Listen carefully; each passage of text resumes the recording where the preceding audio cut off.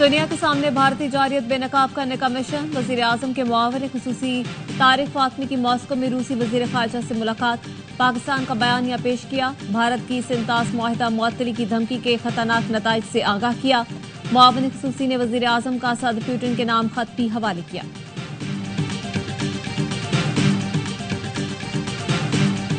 فوج پاکستان نے field marshal کی قیادت میں جو زندگی کا سبق سکھایا ہے وہ قیامت تک کا ہندوستان کبھی بھولے گا نہیں۔ بالکل سنتاس معاہدے کے تحت پانی کے ایک ایک قطرے پر پاکستان کا حق ہے، بھارت دن رات پانی بند کرنے کی دھمکیاں دیتا ہے، بھارت نے مزید کوئی حرکت کی تو اسے دوبارہ سبق سکھائیں گے۔ وزیر اعظم شہباز شریف کا پشاور میں جرگے سے خطاب، کہا پانی پر چاروں صوبوں کو بلا کر فیصلہ کرنا ہے، این ایف سی میں کے پی کے حصے میں متعلق کمیٹی تشکیل دی جائے گی، دہشت گردی کے خاتمے تک این ایف سی فنڈ جاری رہے گا، دشمن نے پاکستان پر حملہ کیا، بے گناہ لوگوں کو شہید کیا، پاکستان کے عوام نے مسلح افواج کے لیے تہجد کے وقت دعائیں مانگی، فیلڈ مارشل کی قیادت میں پاکستان نے دشمن کو زندگی بھر کا سبق سکھایا۔ جرگے میں field marshal Asim Munir, governor اور وزیر اعلیٰ خیبر پختونخوا بھی شریک۔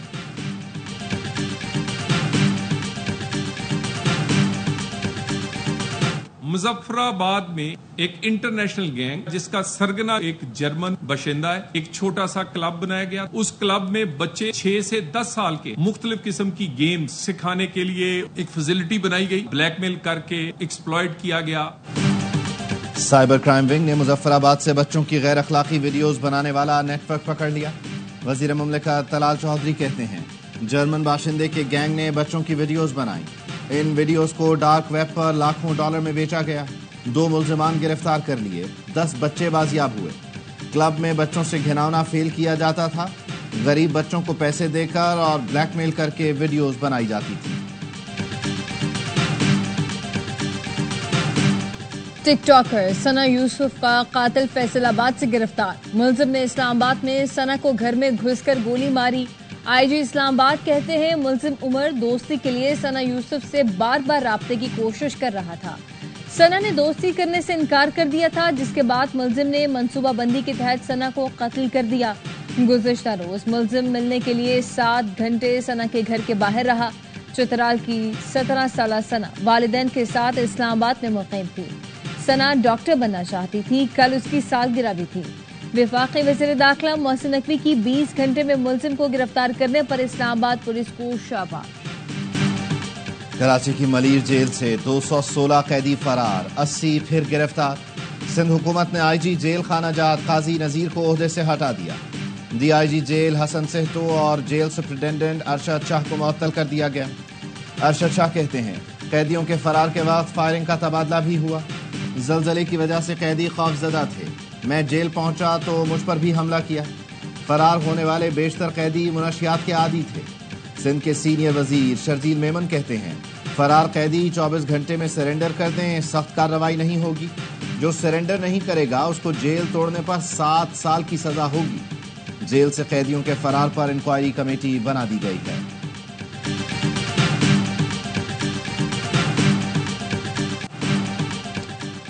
ملیر جیل سے کوئی بڑا دہشت گرد یا غیر ملکی نہیں بھاگا، چھوٹے جرائم میں ملوث قیدی فرار ہوئے، مفرور قیدی سرنڈر کریں ورنہ ان پر بڑے کیس بن جائیں گے۔ وزیر اعلیٰ سندھ مراد علی شاہ کی تنبیہ، کہا زلزلے کے دوران قیدیوں کو بیرک سے نکالنے کا فیصلہ غلط تھا، ذمہ داروں کو سزا ضرور ملے گی۔ وزیر داخلہ سندھ نے فرار قیدیوں کو جلد از جلد گرفت میں لانے کی ہدایت کر دی، کہا انٹیلیجنس اور ریکی پر خصوصی توجہ دی جائے، مضافاتی علاقوں اور ہوٹلز کی نگرانی یقینی بنائی جائے۔ اجلاس میں سیکرٹری داخلہ، سیکرٹری قانون و آئی جی سندھ غلام نبی میمن شریک تھے۔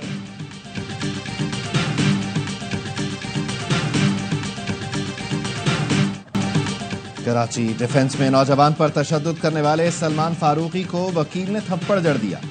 سلمان فاروقی کو تھپڑ عدالت میں پیشی کے موقع پر پڑا، وکلاء کی دھکم پہ پولیس نگرانی میں ملزم عدالت سے منتقل۔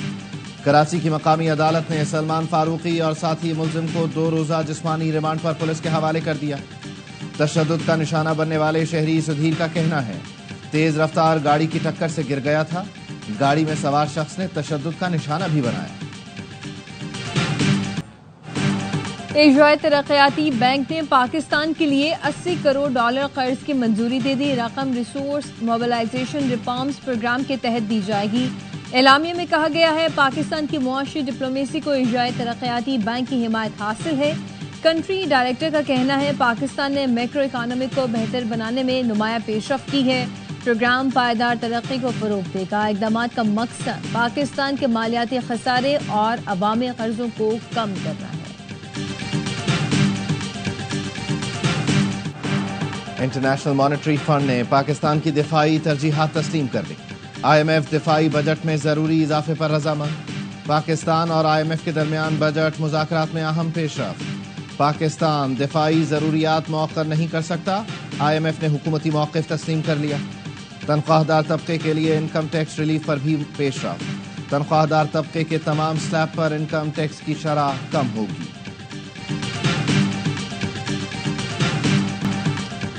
بھارت کے ساتھ حالیہ تنازع میں پاکستان نے اپنے وسائل پر انحصار کیا. کہیں سے کوئی مدد نہیں لی. Chairman joint chief of staff committee general Tahir Shamshad Mirza کا برطانوی خبر رساں ادارے کو انٹرویو. کہا ہم نے جو آلات استعمال کیے وہ یقیناً ایسے ہی ہیں جیسے بھارت کے پاس ہیں.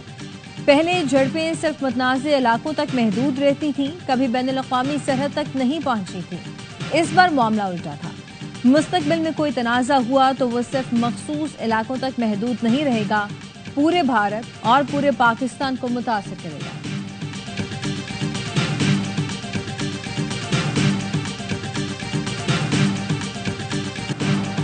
سیکیورٹی فورسز کا بلوچستان میں فتنہ ہندوستان کے خلاف آپریشن. 7 دہشت گرد ہلاک. ISPR کا کہنا ہے بھارتی حمایت یافتہ 5 دہشت گرد مچ 2 دہشت گرد قلات کے علاقے میں مارے گئے. ہتھیار, گولیاں اور دھماکہ خیز مواد برآمد. صدر اور وزیر اعظم کا کامیاب آپریشن پر سیکیورٹی فورسز کو خراج تحسین. صدر مملکت نے کہا بھارت اپنی پراکسیز کے ذریعے دہشت گردی پھیلا رہا ہے. دہشت گردوں کے خاتمے اور ملکی دفاع کے لیے ہمارا عزم غیر متزلزل رہے گا. وزیر اعظم شہباز شریف بولے ملک سے دہشت گردی کے افریت کے خاتمے تک جنگ جاری رکھیں گے. پوری قوم فتنہ ہندوستان کے مذموم عزائم کو ناکام بنانے کے لیے اپنی افواج کے شانہ بشانہ ہے.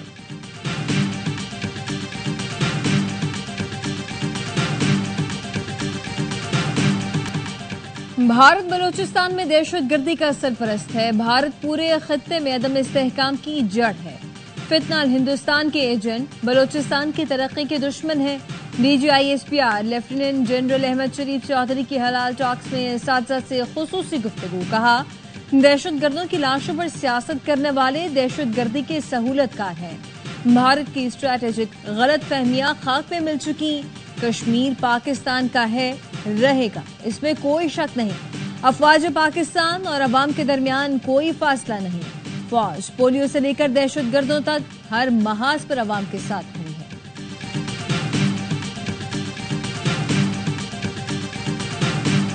وزیر اعظم شہباز شریف کی دیامر بھاشا ڈیم جلد مکمل کرنے کی ہدایت. آبی وسائل کے امور سے متعلق اجلاس میں وزیر اعظم کا کہنا تھا سیلاب کی روک تھام اور زراعت کے لیے نئے ڈیمز کی تعمیر ناگزیر ہے. ہماری معاشی خود انحصاری کا دار و مدار سستی بجلی اور زراعت پر ہے. سستی بجلی اور کاشتکاری کے لیے پانی کے مؤثر استعمال کی ضرورت ہے.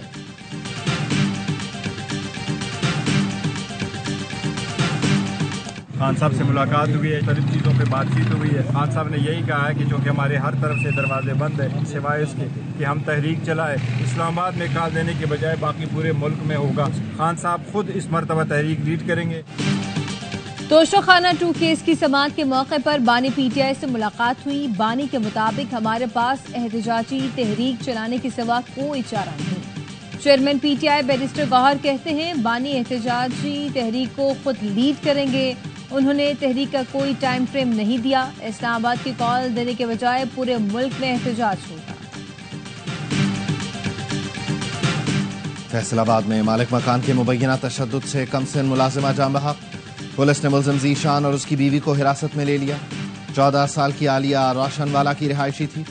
والد کا بتانا ہے عالیہ کو تشدد کا نشانہ بنایا گیا, انصاف دیا جائے. اللہ میں حاضر ہوں، مناسک حج کا آغاز کل ہوگا، عازمین آج بعد نماز مغرب منی کا رخ کریں گے۔ دنیا کی سب سے بڑی خیمہ بستی آباد ہوگی، حج کا رکن اعظم وقوف عرفہ جمعرات کو ادا کیا جائے گا۔